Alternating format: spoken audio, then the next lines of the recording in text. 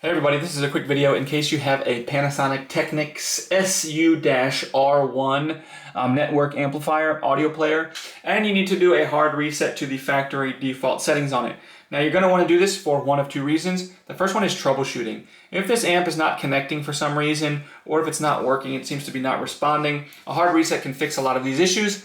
Now the second reason is if for whatever reason you just want to, maybe you want to set this up on a new network, on a new home audio system, you just want to get a fresh start like it's just coming out of the box new, we can do that really easily. We're just going to keep our eye on this display and we're going to use the controller.